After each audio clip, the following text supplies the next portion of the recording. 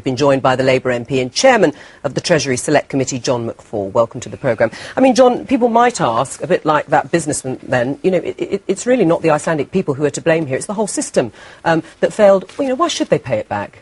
Well, actually, I think people in every country will ask the same question. Why is it that a crisis which has started in the banking sector has been felt in the population at large? But there's a £2.4 billion debt here.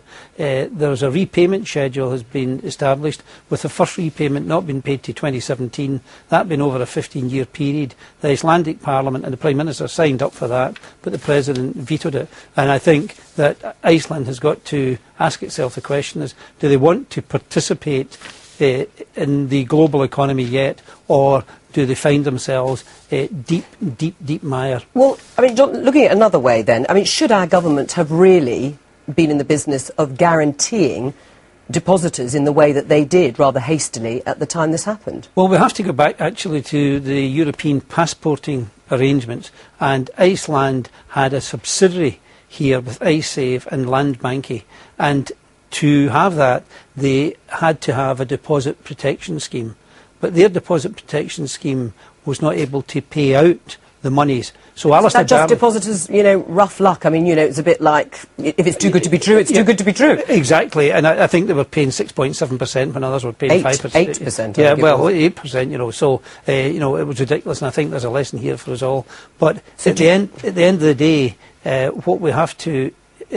what happened was Alistair Darling was faced with a situation where it was meltdown here and there was a run in banks, so he decided to take that decision. And do you think now, with hindsight, perhaps it wasn't the right decision and we're left in this quagmire? No, I think it was the right decision, because I remember at the time in Northern Rock, just with Northern Rock alone, the run on Northern Rock, that was a real panic.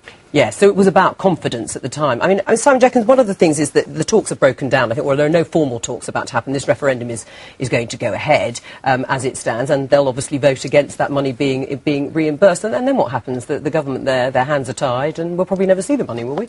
Well, there'll be a deal. I assume there'll be a deal eventually. I mean, I agree with John. I mean, when the crash happened, I was in favour of guaranteeing deposits, letting the toxic debts go. You just had to get a good bad bank solution to this, and it wasn't done. So we're all paying for toxic debts. But these were deposits. And I think that it was understandable that the government felt obliged to guarantee the depositors, as your money and my money should have been guaranteed. That wasn't really a problem. And it's really a dispute within Iceland now. It's their problem. Yes, and I mean, do you think if the referendum does, you know, probably go against us in that sense, do you think the government will still be able to come up with the money? I think there needs to be a solution here at European and IMF level. As Simon says, we need to get together here to get a solution worked out at the end of the day. Otherwise, the implications for Europe and elsewhere are enormous.